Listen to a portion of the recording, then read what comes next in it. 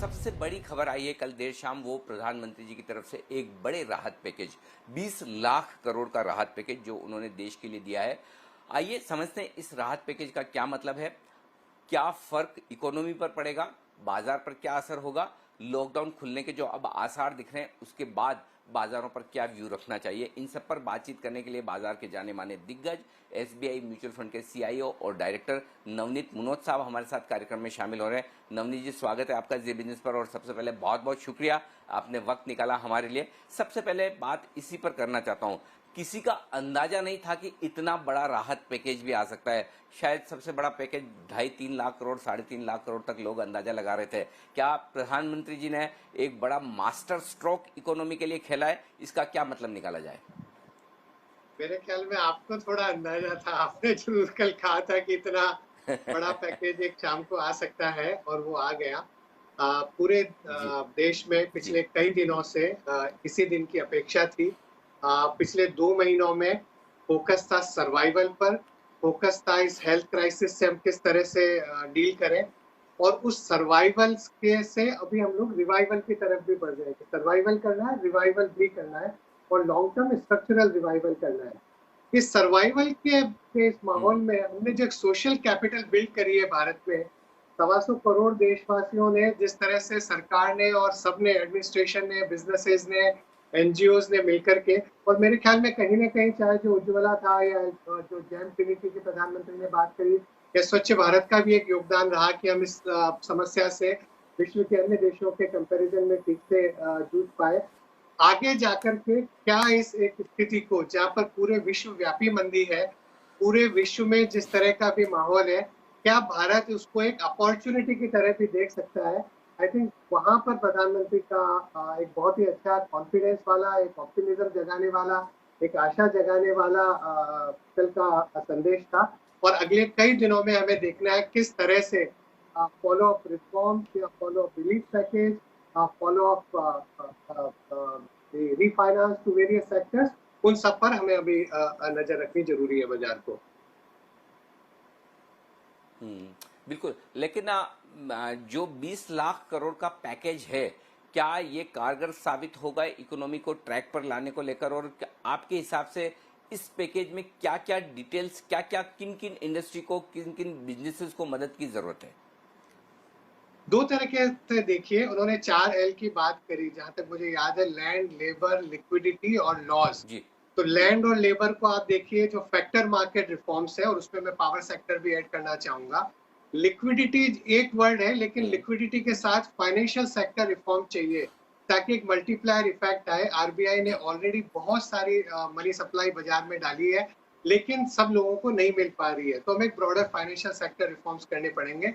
Law का जहां तक सवाल है, उसको मैं ब्रॉडर समझूंगा, एडमिनिस्ट्रेटिव, जुडिशियल रिफॉर्म से आप समझ लीजिए रेगुलेटरी रिफॉर्म्स, एंड उन सब के जरिए हम सारे विभिन्न बिजनेसेस को कैसे सपोर्ट कर सके। जहां तक 20 लाख करोड़ का सवाल है, अगर हम देखें जो अभी तक अनाउंस हो गया है, 1,70,000 करोड़ का जो पहला, जिसको आप सोशल स्टिमुलस बोल लीजिए, फिस्कल स्टिमुलस का पार्ट था। उसके बाद आरबीआई ने जो करीब 8-9 लाख करोड़ की लिक्विडिटी, कई तरह के डिफरेंट तरह के मेजर्स लेकर के रिलीज करी है, उन सबको अगर हम जोड़े तो 9-10 लाख करोड़ आ गया है। रिमेनिंग अमाउंट कई तरह का होगा, हो सकता है वो फर्स्ट लॉस गारंटी, या किसी तरह से बैंक ज्यादा लैंड कर पाए एमएसएमई को, एसएमई को, तो उसमें एक साल में इमीडिएट कैश आउटफ्लो नहीं होगा। कुछ ऐसी स्कीम्स हो सकती है जो एक साल में पूरा स्पेंड नहीं हो, बल्कि 1, 1.5, 2 साल में स्पेंड हो। तो जरूरी नहीं कि पूरी 10 लाख करोड़ की नई स्पेंडिंग आएगी, लेकिन इस तरह से मल्टीप्लायर इफेक्ट को अगर हम यूज कर सके, जो आरबीआई ने पैसा दिया है और जो सरकार खर्चा करेगी और जो स्टेट गवर्नमेंट खर्चा करेगी, और किस तरह से उसमें प्राइवेट सेक्टर का, विदेशी निवेशकों का, विदेशी कंपनियों का और निवेश मिला करके उसका मल्टीप्लायर इफेक्ट बहुत बड़ा बना दे, वहां पर मेरे ख्याल में 20 लाख करोड़ का योगदान रहेगा।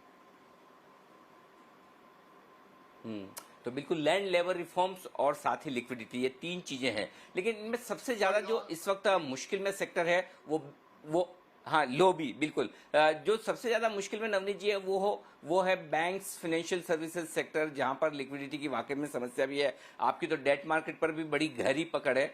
किस तरह के ऐलानों की वहां जरूरत है, क्योंकि अब जो खबर आ रही है वो ये है कि वित्त मंत्री जी लगभग लगभग हर रोज आपको प्रेस कॉन्फ्रेंस करती हुई दिखेंगी, एक एक सेक्टर पर किस तरह की राहत की जरूरत है वो बताएंगे। तो फाइनेंशियल सर्विसेज, एनबीएफसीज, ये जो सेक्टर है यहाँ पर क्या कुछ और करने की जरूरत है?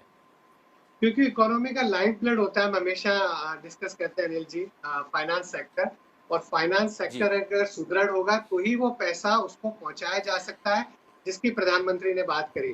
उन्होंने बात करी एग्रीकल्चर की, हैंडीक्राफ्ट की, खादी की, एसएमई की, एमएसएमई की, एक्सपोर्टर्स की, जो छोटे उद्योग है जो इंपोर्ट सब्सटीट्यूशन कर सकते हैं, वोकल फॉर लोकल, उन सबको पैसा पहुंचाना जरूरी है। वो तब होगा जब फाइनेंशियल सेक्टर एक बहुत ही सुदृढ़ स्थिति में हो।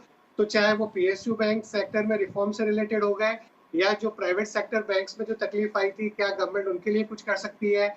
एनबीएफसी, एचएफसी सेक्टर को हम कैसे मजबूती दे सकते हैं ताकि वो जाकर के अपनी लैंडिंग को और बढ़ा पाए, एमएफआई सेक्टर को। और इवन मैं तो इंक्लूड करूंगा म्यूचुअल फंड और इंश्योरेंस और पेंशन फंड में भी किस तरह के रिफॉर्म्स हो सकते हैं, ताकि हम सब मिलकर के उस मल्टीप्लायर को बढ़ाएं कि आप 8-9 लाख करोड़ आरबीआई ने जो बाजार में बैंकिंग सिस्टम में छोड़े हैं, उसको हम कितना गुना करके एंड यूजर्स को, एंड बोरोवर्स को पहुंचा पाए। तो एक ब्रॉडर फाइनेंशियल सेक्टर रिफॉर्म्स की जरूरत है, बैंकिंग सेक्टर को सुदृढ़ करने की जरूरत है, और जो नए इंस्टीट्यूशन चाहिए सिक्योरिटाइजेशन मार्केट को बढ़ाने के लिए, एक लेंडर ऑफ लास्ट रिसोर्ट हम कैसा खड़ा करें, एआईएफ इंडस्ट्री को हम कैसे मजबूत कर सके ताकि वो लॉन्ग टर्म कैपिटल प्रोवाइड कर सके, रियल एस्टेट सेक्टर जो तकलीफ में है उसकी वजह से जो हाउसिंग फाइनेंस कंपनीज को तकलीफ है उसको हम कैसे सॉर्ट आउट करें। तो एक विहंगम दृष्टि से इसको देख करके फाइनेंशियल सेक्टर की मजबूती बहुत जरूरी है, ताकि जो प्रधानमंत्री 20 लाख करोड़ की बात कर सकते हैं उसका पूरी अर्थव्यवस्था पर उसका प्रभाव आ सके जो वो रियली चाहते हैं। बिल्कुल। तो फाइनेंशियल सर्विसेज सेक्टर्स के लिए ये बहुत कुछ ऐलान होने की जरूरत है। लेकिन एक और चीज है जिस पर बाजार की नजर है और वो है लॉकडाउन का अगला चरण क्या होता है। 18 मई के बाद क्या कुछ सरकार करती, तो आपको क्या लगता है क्या करने की जरूरत है जिससे कि दोनों में बैलेंस बने? एक और जहां हेल्थ वाइज सेफ्टी जरूरी है, दूसरी तरफ अब वापस कब तक घर में बैठे रहेंगे, ट्रैक पर आना है, इकोनॉमी को वापस से चलाना है, बिजनेसेस काम धंधे प्रॉपर तरीके से शुरू हो, तो क्या कुछ सरकार को करना चाहिए जिससे कि इकोनॉमी वापस ट्रैक पर आ सके? तो हमने जो बोल्ड मेजर स्टिंजेंसी पर लिया लॉकडाउन का, उसकी वजह से हेल्थ डैमेज को हम काफी कम कर पाए। और अभी इकोनॉमिक स्टिमुलस पैकेज को बढ़ा करके हम इकोनॉमिक डैमेज को भी कम करने की कोशिश कर रहे हैं। जैसा मैंने पहले बोला, सर्वाइवल पर ध्यान था, अभी सर्वाइवल के साथ रिवाइवल भी करना है। कुछ दिन पहले मैं बात कर रहा था कि मुझे ऐसा लग रहा है पूरे विश्व में, भारत में ही नहीं, अब धीरे धीरे बातचीत होने लगेगी कि हमें कोरोना के साथ जीना होगा कुछ समय तक, और वैक्सीन आने में या और कोई उपाय आने में कुछ समय लगेगा।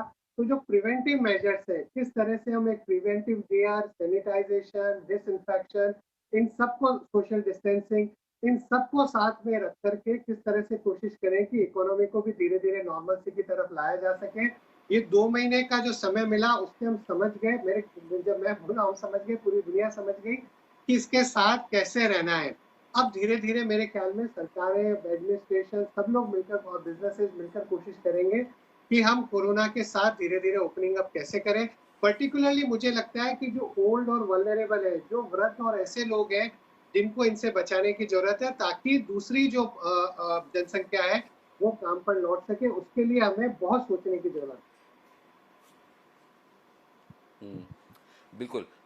नवनीत जी, एक बात और है जो बाजार को लेकर अब बड़ा कंफ्यूजन वाला मामला है कि अगर एक तरफ हम देखें कि कोरोना से हम धीमे धीमे निपटने की सिचुएशन में हैं, लॉकडाउन खुलने की तरफ भी बढ़ रहे हैं, चीजें नॉर्मल भी होगी, लाइफ लॉन्ग तो घर में नहीं बैठेंगे, उसको देखकर थोड़ा माहौल पॉजिटिव भी बनता है। और दूसरी तरफ ये लगता है कि खुलने के बाद की जो समस्याएं हैं उनका क्या, नौकरियां जाएंगी, सैलरी कम होंगी, बिजनेसेस को लेकर जो चिंताएं हैं, पेमेंट लेने देने की, लिक्विडिटी की, बिजनेस आगे कब तक ट्रैक पर आएंगे, तो उसको लेकर डर भी लगता है कि कहीं और जो जीडीपी ग्रोथ के आंकड़े भी नीचे के आ रहे हैं। तो क्या समझे, बाजार का डायरेक्शन क्या रखें, तेजी की तरफ या फिर लॉकडाउन खुलने के बाद वापस से बाजार खराब हो सकते हैं? मुझे लगता है कि अगर ये स्टिमुलस पैकेज का अनाउंसमेंट नहीं आता तो शायद पिछले कुछ दिनों में ऐसा लग रहा था कि बाजार कुछ थोड़ा घटत की तरफ बढ़ रहा था। हमें एक चीज और ध्यान रखनी होगी, विश्व के बाजारों को भी देखना होगा, विश्व की अर्थव्यवस्था को भी देखना होगा। आई हम्म। थिंक वहां पर थोड़ी सी नरमी हमें दिख रही है, उसका भी भारत पर कुछ तो असर आएगा। तो आप दो तरीके से देखिए, नियर टर्म में आपने बिल्कुल सही बोला, नजदीकी समय में ये जो हेल्थ क्राइसिस की वजह से और इसका जो इम्पैक्ट कई क्षेत्रों पर आएगा, उसकी वजह से बाजार में थोड़ा सा एक भय का माहौल रहेगा। दूसरा तरीका है देखने का कि इस भय के माहौल में कई जो नई अपॉर्चुनिटीज भारत के लिए आ सकती है, जिसका कल अनाउंसमेंट हुआ और अगले कई दिनों में हमें विश्वास है कि चाहे वो जो land, labour, law, liquidity, innovation, agriculture, exports, कई क्षेत्रों की जो बात करी गई, हम कितनी मेहनत से उसको आगे बढ़ा पाते हैं, तो एक लॉन्ग टर्म के लिए पॉजिटिविटी का माहौल क्रिएट हो सकता है। नियर टर्म में जो अनसर्टेनिटी हेल्थ क्राइसिस की वजह से है, ग्लोबल माहौल की वजह से है, ऑयल की वजह से है, आई थिंक बाजार में थोड़ी घटबढ़ चालू रहेगी।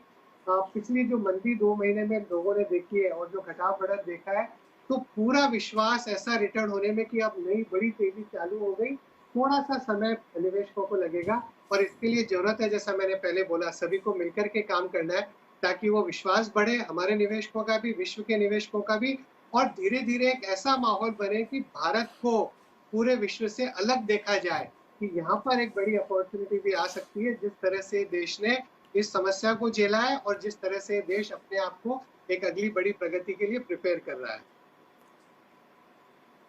तो जब प्रधानमंत्री जी ने कल एक शब्द का इस्तेमाल काफी किया अपने भाषण के दौरान, वो आत्मनिर्भर, तो क्या नवनीत जी इससे इस तरह से देखा जाए कि वो चाहते हैं कि देश प्रोडक्शन के मामले में आत्मनिर्भर बने, प्लस जो कुछ भी दुनिया भर के बाजारों में, दुनिया भर के कई देशों में जो इस वक्त मौके हैं मुश्किल वाले, जैसे कि चीन है जहां से लोग बाहर निकलना चाहते हैं, तो क्या ये एक बढ़िया मौका हमारे लिए हो सकता है कि हम खुद भी आत्मनिर्भर बने और हमारे यहाँ एक बढ़िया मौका दें विदेशी निवेशकों को आकर यहाँ बिजनेस करने का? क्या उनका मतलब ये समझा जाए और क्या कुछ हमें करना चाहिए? नहीं, बिल्कुल सही कहा आपने। धीरे-धीरे आत्मनिर्भरता पर हमें बढ़ना है, जैसा कल कल का संदेश था, और मुझे लगता है हर कंपनी कोशिश करेगी कि किस तरह हम भारत की डिमांड को बढ़ाएँ और इस डिमांड को हम यहीं मीट करें। पिछले 1-2 सालों से इम्पोर्ट सब्स्टिट्यूशन पर बहुत ध्यान है। हमने उसका ऑलरेडी पॉजिटिव असर, अगर हम देखें, इलेक्ट्रॉनिक्स के क्षेत्र में, केमिकल के क्षेत्र में, कुछ क्षेत्रों में देखा है। क्या हम उसको और विहंगम बना सकते हैं? क्या हम कई क्षेत्रों में वो चीज़ कर सकते हैं? इलेक्ट्रॉनिक्स में जैसे मोबाइल फ़ोन्स की और दूसरे इलेक्ट्रॉनिक आइटम्स की अभी तक ज़्यादातर असेंबली हो रही है। क्या हम कंपोनेंट्स भी यहाँ बना सकते हैं? क्या हम लाइट इंडस्ट्रियल्स में या और मैन्युफैक्चरिंग के क्षेत्रों में, डिफेंस के क्षेत्र में लोकल मैन्युफैक्चरिंग को बढ़ावा दे सकते हैं? और एक-एक आइटम अगर हम देखें जहाँ हमारा बड़ा आयात होता है, किस तरह से हम यहाँ पर बना सकें। एक बात और जोड़ूँगा अनिल जी, जब प्रधानमंत्री ने कहा कि डिमांड और डेमोग्राफिक्स हमारी स्ट्रेंथ है, उसमें अगर मैं 2 डी और जोड़ दूँ, डेमोक्रेसी और डिजिटलाइज़ेशन। आई थिंक डिजिटलाइजेशन की वजह से, हम्म। चाहे हेल्थ केयर का क्षेत्र हो, एजुकेशन का हो, डिजिटल बैंकिंग का हो, चाहे अगर हम ई गवर्नेंस देखें, ई जुडिशरी भी हो सकती है। आई थिंक वो एक बहुत बड़ी हमको अपॉर्चुनिटी मिली है। तो 90s में जैसे Y2K मूवमेंट था, हमने पहले भी डिस्कस किया है, चाहे हेल्थ केयर में, आईटी सेक्टर में और दूसरे कई क्षेत्रों में, किस तरह से हम डिजिटल टेक्नोलॉजी को अच्छे से यूज़ कर सके। पूरे देश ने एक एक तरह से, जिस तरह से 2 महीने में हमने डिजिटल टेक्नोलॉजी को अच्छी तरह से यूज़ करके इस स्थिति का सामना किया, उसको हम कई बड़े रूप में व्यापार की प्रगति के लिए, अर्थव्यवस्था की प्रगति के लिए भी देख। जी। नवनीत जी, लॉकडाउन के बाद और ये कोरोना का जो घर में बैठने का हमने अनुभव लिया है 2-3 महीने का, इसके बाद जब सिचुएशन बेहतर होगी और जब हम लाइफ बैक टू नॉर्मल में जाएंगे, क्या आपको लगता है कि कुछ चीजें बदलेंगी बिजनेस करने के तौर तरीके, निवेश करने के तौर तरीके, और ऐसे में क्या कुछ नई थीम्स ऐसी सामने आएगी जिन्हें इन्वेस्टर्स को ध्यान में रखना है? कुछ ऐसी थीम्स हो सकती हैं जो आगे चलते हुए काम की ना रहें, ऐसे सेक्टर्स जहां से निकल जाना चाहिए, ऐसी नई थीम जिन पर फोकस करना चाहिए? तो इम्पोर्ट सब्स्टिट्यूशन तो बहुत ही क्लियरली दिख रहा है, जहाँ-जहाँ पर हमारा इम्पोर्ट बिल बढ़ा है। सप्लाई चेन शिफ्टिंग का जो एक अपॉर्चुनिटी भारत को मिली है, वो ज़रूरी, आई थिंक उसमें कई क्षेत्रों को बढ़ावा हो सकता है। अगर हम छोटे उद्योगों को, एग्रीकल्चर को, कॉटेज इंडस्ट्रीज़ वगैरह की बात करी गई है, अगर उनको हम रिवाइव करते हैं, और वैसे भी अपनी पहले बात हुई है, ग्रामीण क्षेत्रों में अभी तक ऐसा लग रहा है कि शायद ये समस्या उतनी नहीं हुई जितनी शहरी इलाकों में हुई। तो जो भी ग्रामीण क्षेत्रों से रिलेटेड क्षेत्र हैं, वो शायद ठीक करेंगे। हेल्थ केयर की हमने बात करी, विश्व स्तर पर इतना खर्चा होगा अगले 5-10 सालों में, पूरी पब्लिक पॉलिसी का अटेंशन हेल्थ केयर पर रहेगा, तो भारत के लिए एक अपॉर्चुनिटी वहाँ बन सकती है। और मैं एक बड़ी बात एक ऐसी बात कहूँगा कि अगर हम 91 के रिफॉर्म्स को देखें, जब भी बड़े रिफॉर्म्स होते हैं, बिज़नेस करने का तरीका बदलता है, कई तरह के डिसरप्शंस आते हैं, तो हर बिज़नेस में एक नई चीज़, अगर मैं कहूँ कि इनोवेशन की अगर सबसे ज़्यादा ज़रूरत है, R&D स्पेंडिंग की सबसे ज़्यादा ज़रूरत है कि किस तरह से कंज्यूमर बिहेवियर में, गवर्नेंस में, पॉलिसी में, टेक्नोलॉजी में, लॉजिस्टिक्स में, सप्लाई चेन में, सब फैक्टर मार्केट्स में, अगर इन सब में डिसरप्शन आता है, तो हर व्यापार अपने आप को किस तरह से नए तरीके से प्रस्तुत कर पाता है। और हमने देखा है कि अर्ली 90s में जो बड़ी-बड़ी कंपनियाँ थी, वो धीरे-धीरे अगर अपने आप को इनोवेट नहीं कर पाई तो बहुत छोटी बन गई और या चली गई। और कई छोटी कंपनियां उस समय में जो थी, वो धीरे-धीरे बहुत बड़ी बन गई, क्योंकि वो उन चेंजेस को, वो जो परिवर्तन हो रहे थे, उनको अच्छे से समझ पाई। जी। नवनीत जी, मुझे याद है पिछले 1.5-2 साल से जब देश में सारे लोग टेलीकॉम सेक्टर को लेकर काफ़ी बेरिश थे, आपने टेलीकॉम सेक्टर पर बड़ा बुलिश कॉल दिया था और उसके बाद हम देख भी रहे हैं कि जो स्टॉक बचे हैं वो बहुत ही ज़बरदस्त तेजी के साथ आए इस खास कमज़ोर वाले बाजार में भी। क्या ये समझा जाए कि लॉकडाउन में जिस तरह से लोगों ने खाने के साथ साथ डेटा का कंजम्पशन किया है, ये एक नई और बड़ी थीम और सामने आ रही जो चलती रहेगी? क्या इस सेक्टर पर अभी भी आप बुलिश हैं? तो कई जने जैसा कहते हैं, data is the new oil. Data 21वीं शताब्दी का जैसे यस। कच्चा तेल था, कि कई इकोनॉमिस्ट का भाग्य ही बदल गया, जहाँ पे तेल मिल गया पिछली शताब्दी में, या कोयला मिल गया, तो इस शताब्दी में वो डेटा है। और जिस तरह से भारत में डेटा का पेनिट्रेशन बढ़ रहा है, आई थिंक वो बहुत बड़ी अपॉर्चुनिटी के रूप में सामने दिख रहा है। और जहाँ तक आपको पता है कि data per capita data consumption हमारा ऑलरेडी यूएस और चाइना से भी अधिक हो गया है। तो सिर्फ वो टेलीकॉम कंपनियां ही नहीं, बल्कि कई दूसरे बिजनेसेस, कई दूसरे क्षेत्र ऐसे होंगे जो डिजिटल टेक्नोलॉजी को अगर इफेक्टिवली लेवरेज कर पाएंगे। अगर आप 90s में अगर आप देखो, Y2 के मूवमेंट और हमारी आईटी इंडस्ट्री जिस तरह से बड़ी बनी, उसमें जब कम्युनिकेशन खुला कि आप बेंगलोर में बैठकर भी अमेरिका की किसी कंपनी को सपोर्ट कर सकते हो, तब एक बड़ी आईटी इंडस्ट्री खड़ी हुई। आज तो अब उससे बहुत बड़ा लीप फ्रॉग हो गया है, जो डिजिटल टेक्नोलॉजी में हमने विस्तार किया है। एक छोटी सी कंपनी जूम, किसी को पता भी नहीं था 2 महीने पहले, और आप उसका शेयर प्राइस देखिए।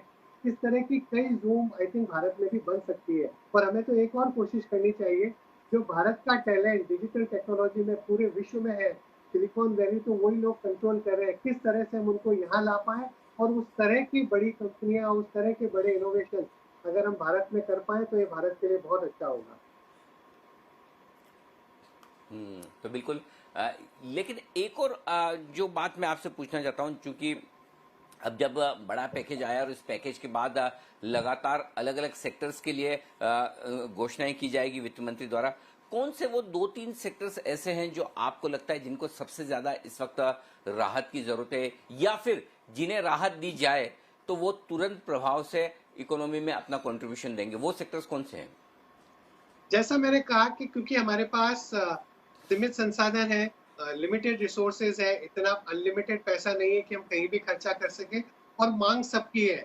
चाहे छोटे से छोटा व्यापारी हो, चाहे एग्रीकल्चर हो, चाहे एयरलाइंस हो, चाहे होटल्स हो, चाहे एक्सपोर्टर्स हो, हर इंडस्ट्री को कुछ न कुछ मदद चाहिएगी। हमारी क्षमता टैक्स काटने में बहुत लिमिटेड है, हम यहाँ से और नहीं काट पाएंगे, कॉर्पोरेट टैक्स वगैरह में ऑलरेडी कट हो गए, जीएसटी में भी शायद जिस तरह के फ्लोज है हम नहीं काट पाएंगे।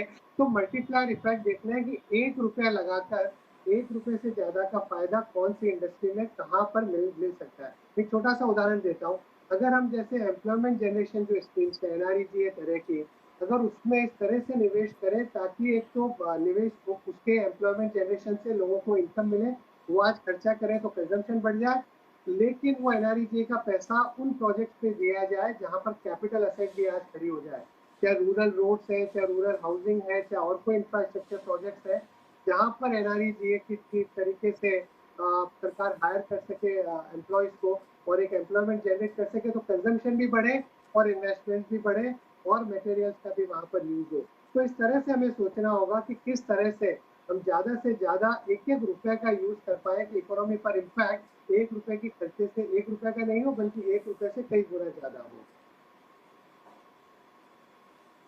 बिल्कुल। एक राय मैं आपसे लेना चाहता हूं उन म्यूचुअल फंड इन्वेस्टर्स के लिए जो एक तो डिसिप्लिन इन्वेस्टर्स है, जो हर एक फॉल में लगाते हैं, या फिर जो एसआईपी के जरिए अपना पैसा लगा रहे हैं, तो उन्होंने जाहिर सी बात है 7,500 की निफ्टी पे भी इन्वेस्ट किया होगा, 8,000 पे भी, 8,500 पे भी, और उन्हें एक अच्छा मुनाफा 20 से 30% का बन रहा है।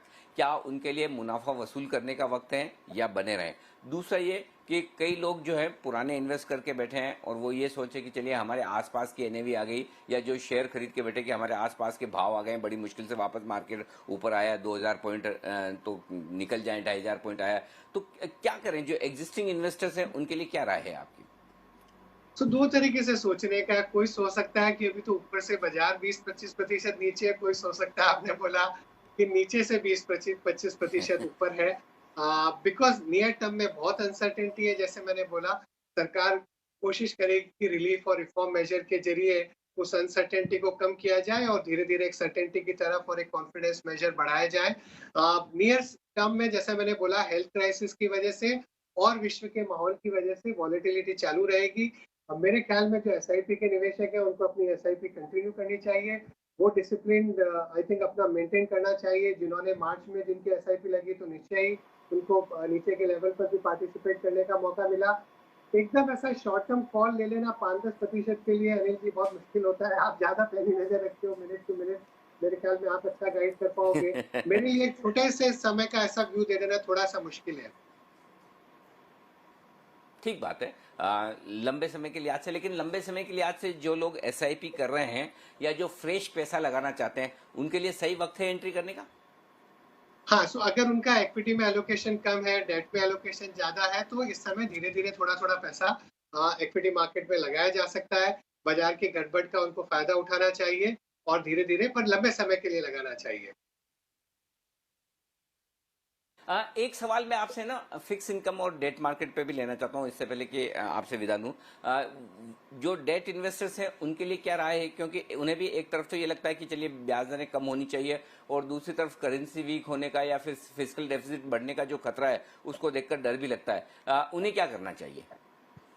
तो बॉन्ड मार्केट वो उसी रस्साकशी में है। एक तरफ फिस्कल डेफिसिट की वजह से ज्यादा बोरोइंग का बाजार पर इम्पैक्ट, दूसरी तरफ आरबीआई का support, liquidity, growth, inflation dynamics, अंतरराष्ट्रीय बाजारों में बॉन्ड यील्ड्स बहुत नीचे हैं। अगर हमारे बॉन्ड को सरकार जो कई ग्लोबल इंडिसेज है उनमें ले पाती है, तो फॉरेन का पैसा कुछ समय बाद आ सकता है। उसकी वजह से तेजी भी है। तो उन दोनों को आपस में आई थिंक उसकी एक तरफ वो यील्ड नीचे जा रहे हैं आरबीआई की वजह से, एक तरफ से थोड़े से यील्ड ऊपर चले गए, क्योंकि फिस्कल डेफिसिट अगर बढ़ता है तो गवर्नमेंट की बोरिंग बाजार में ज्यादा आएगी। बट फिर भी मुझे लगता है नेट नेट सरकार इस तरह से फिस्कल डेफिसिट को मैनेज करेगी कि आरबीआई के साथ मिलकर के ब्याज की दरों को ज्यादा ऊपर नहीं जाने दें, बिकॉज वो बहुत जरूरी है इस समय जो अर्थव्यवस्था की मांग है कि हमारी कॉस्ट ऑफ कैपिटल नीचे रहे, हमारी ब्याज दरें नीचे रहे, और कोशिश करेगी कि ब्याज की दरें ऊपर नहीं जाए। तो जो फिक्स इनकम के निवेशक भी हैं, चाहे ड्यूरेशन फंड्स में और या जो कॉर्पोरेट बॉन्ड फंड है, बैंकिंग एंड पीएसयू फंड है, उस तरह के फंड्स में निवेश कर सकते हैं। और अगर ओके, आप तो कंपेयर ये है करें जो फिक्स डिपॉजिट की फिलहाल। रेट्स है या सेविंग जी बैंक की रेट्स है, उसके कंपैरिजन में बॉन्ड यील्ड्स अच्छे जी, हैं। बिल्कुल ठीक बात है। नवनीत जी, बहुत बहुत शुक्रिया आपका हमारे लिए वक्त निकालने के लिए, और इस आर्थिक पैकेज पर और बाजार पर अपनी राय हमारे दर्शकों तक पहुंचाने के लिए। तो ये थे नवनीत मनोज साहब।